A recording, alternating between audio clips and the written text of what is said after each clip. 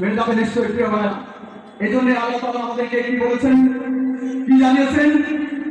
শাহরুর রমাদান আল্লাযী উনজিলা ফীহিল কুরআন হুদাল লিন-নাস ওয়া বায়িনাতিন মিনাল হুদা ওয়াল ফুরকান। এই রমজান মাসে কোরআনকে নাযিল করা হয়েছে এবং এটা উদ্দেশ্য কি?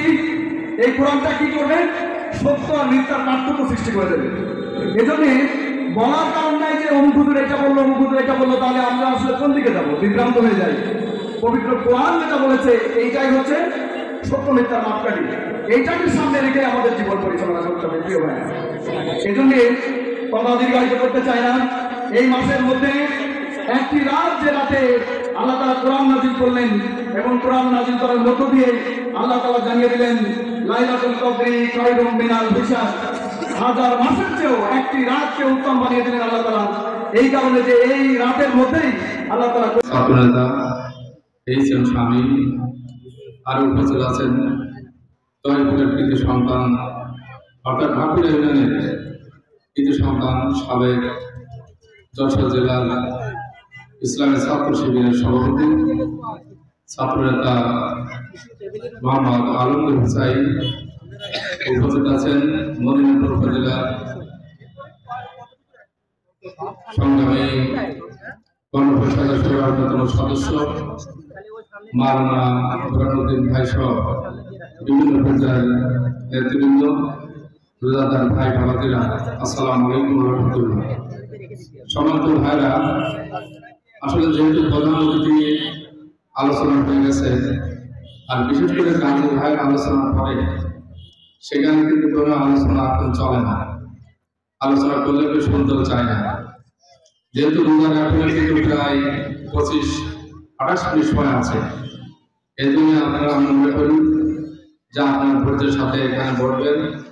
শেষ সময় পর্যন্ত আপনাদের জন্য যেহেতু ইফতারির ব্যবস্থা আছে, রাসূল সাল্লাল্লাহু আলাইহি ওয়াসাল্লাম বলেছেন যে এই বান্দা যদি বুঝতো যে একটা রোজার কি মূল্য, তাহলে সারা বছর সে রোজা থাকার চেষ্টা করতো। সেই রোজা আমাদের উপর খরচ করেছে।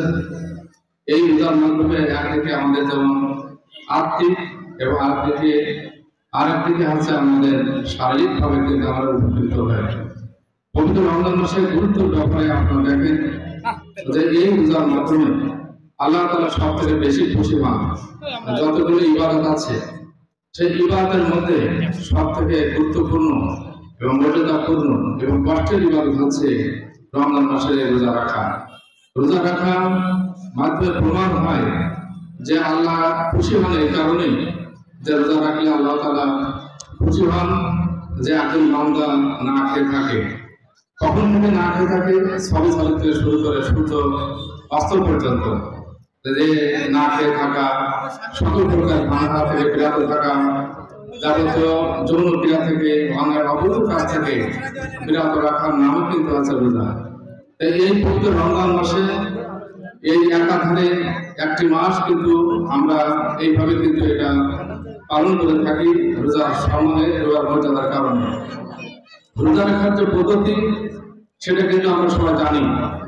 একটা শিশু বাচ্চা পর্যন্ত জানেন যে রোজা রাখলে যে এই সময়ের মধ্যে কিন্তু খানাপিনা করা যায় না। অনেক সময় ছোট বাচ্চারা পর্যন্ত আছে যে বাচ্চারা 5 বছর 7 বছর বাচ্চারা রোজা রাখে। দেখেছেন সেই রোজা রেখে অনেকে কিন্তু ছটফট করে পানি পিপাসায়। তার অভিভাবক তার মায়েরা বলে যে বাবা রোজা ভেঙে দিল, তুমি পানি খাও, তোমার রোজা হয়ে যাবে, আজকে অর্ধেক খাবে আর কালকে অর্ধেক থাকো। তারপরে কিন্তু কোনো বাচ্চাকে রোজা ভাঙে না। কোনো বাচ্চাকে রোজা ভাঙে বলেন? কোনো বাচ্চা কিন্তু জানেই যে আমি যদি পানি খাই তাহলে রোজা আমার হবে না। তাহলে দেখা যাচ্ছে একটা বাচ্চা পর্যন্ত জানে যে রোজা রাখলে কিন্তু খানাপিনা করা যায় না, পানহার করা যায় না, যাবতীয় এইগুলো থেকে নিজেকে বিরত রাখতে হয়। সম্মানিত ভাইরা আমার, আল্লাহ তাআলা এই জন্য খুশি হন যে আমাদের কাছে অনেক খাবার আসে। যখন খাবার দেয় আমাদের সামনে, আমরা দেখেছি যে খাবার সামনে আছে রোজার মাসে 3 মিনিট 5 মিনিট আগেও দেখা যায় সবাই দিয়ে আল্লাহর কাছে দোয়া চায়। আল্লাহ তাআলা খাবার ফেরেশতাদের দিয়ে দেখান, সে দেখেন যে আমার বান্দা কিভাবে দেখো আমার ভাই পায়, যে তার সামনে সব খাবার আছে কিন্তু আমার ভাই সেই খাবার খায় না। আল্লাহ তাআলা খুশি হন এই কারণে যে একজন মানুষ যারা একজন সারাদিন পরিশ্রম করে সে ছটফট করে, সে তার পানি মনে হয় না বুকের ছাতাটা ফিরে যাচ্ছে, তারপরেও কিন্তু সেই বান্দা রোজা ভাঙে না। সে জানেন যদি আমি 1 গ্লাস পানি চুরি করে খাবো কেউ দেখতে পাবেন না, তার 3 দিন পরে কিন্তু সে খায় না। সে যদি মনে করে যে ঘরের দরজা দিয়ে 1 গ্লাস পানি খেয়ে নেবো, সে যদি মনে করে পানিতে ডুব মারিয়ে আমি পানি খেয়ে নেবো, নিতে পারে। তারপরে কিন্তু সেই মানুষ, সেই বান্দা সেটা খায় না। কার ভয় খায় না? আল্লাহ তাআলার ভয় খায় না। আল্লাহ তাআলা এটা খুশি হন যে আমার বান্দা, যে আমার ভয় তারা কিভাবে সে তারা এই সব পর্যন্ত না খেয়ে এত কষ্ট করা সত্ত্বেও তারা কিন্তু কোনো ধরনের করতেছে না। সমাজের ভাইয়ের আমার, এইভাবে দেখা যায় যে মানুষের যে খানা পিনার মাধ্যমে মানুষের আত্মশুদ্ধি, যা আল্লাহর একটা ভয়, আল্লাহর একটা ভীতি তার মধ্যে কাজ করে। এখানে কোরআন শরীফের মধ্যে সূরা বাকারার সবথেকে পরিচিত একটা যে কুতিবা আলাইকুমুস সিয়াম কামা কুতিবা আলাল্লাযিনা মিন ক্বাবলিকুম লাআল্লাকুম তাত্তাকুন, তোমাদের উপর ফরজ করা হয়েছে যেমন করা ছিল তোমাদের পূর্ববর্তীদের উপর, তোমরা ফরজ মুত্তাকি হতে পারবে। এখানে এই আয়াতের মধ্যে 3টি অপশন রয়েছে। একটা হচ্ছে যে তোমাদের উপর রোজা ফরজ করা হয়েছে, অর্থাৎ আমাদের রোজা শুধু আমাদের উপরে ফরজ ছিল না, অতীতে যারা নবী রাসূল ছিলেন তাদের উপরে কিন্তু রোজা ফরজ ছিল। তবে আমাদের মতো এরকম 1 মাস ব্যাপী তাদের উপরে রোজা ফরজ ছিল না। কোন কোন সময় ছিল দাউদ আলাইহিস সালাম 40 রোজা ছিল, তারপর মুসা আলাইহিস সালাম বিধান ছিল, তারপরে এরপরে 20টা রোজা ফরজ ছিল, 10টা রোজা ফরজ ছিল। এইভাবে বিভিন্ন সময় বিভিন্ন ভাবে কিন্তু মানুষ নবী রাসূলের উপরে যারা ফরজ ছিল তারা কিন্তু রোজা রেখেছে। তো আজকে কিন্তু আপনারা দেখতেই পাচ্ছেন বাংলাদেশ জামাত ইসলামী ঢাকুরিয়া ইউনিয়ন কর্তৃক আয়োজিত আজকের ইফতার মাহফিলে আপনারা কিন্তু দেখতে পাচ্ছেন হাজার হাজার প্যাকেট কিন্তু আজকে ইফতারের জন্য করা হয়েছে। এই ইফতারগুলো আজকে বিতরণ করা হবে। এখানে কিন্তু হাজার হাজার লোকের উপস্থিতি রয়েছে এবং এ বাদেও কিন্তু আরও খাবারের ব্যবস্থা করা হয়েছে যাতে কোনো রকম কম না পড়ে। এই আয়োজনে কিন্তু মোট আজকের এই আয়োজনে খরচ হয়েছে প্রায় 60 থেকে 80 হাজার টাকা এবং মোট উঠছে ওরকম 80 হাজার টাকা মতো। তো আপনারা কিন্তু দেখতে পাচ্ছেন এখন কিন্তু ইফতারের সময়, এখন কার্যক্রম প্রায় শেষের দিকে। সবার কিন্তু ইফতারি পৌঁছে দেওয়ার জন্য প্রত্যেককে কিন্তু তার স্থান থেকে কিন্তু ইফতারি নিয়ে যাচ্ছে এবং সবাইকে বিতরণ করছে। আজকে কিন্তু হাজার হাজার লোক উপস্থিত হয়েছে, আপনারা কিন্তু দেখতে পাচ্ছেন ইতিমধ্যে সবাই ইফতারি নিয়ে যার যার স্থানে কিন্তু আজকে উপস্থিত হয়ে বসে পড়েছে। আশা করি আপনারা এলোমেলো ভাবে ঘোরাফেরা করবেন না। স্বেচ্ছাসেবকরা অনেক কষ্ট করছে, সকলের রোজাদার, আপনারা একটু মেহরবানি করে কষ্ট করে বসে যান। আল্লাহুম্মা সাল্লি আলা সাইয়্যিদিনা ওয়া নাবিয়িনা ওয়া শাফিঈনা ওয়া হাবিবিনা মাওলানা মুহাম্মদ সাল্লাল্লাহু আলাইহি ওয়া আলা আলিহি ওয়া আসহাবিহি ওয়া বারিক ওয়া সাল্লিম।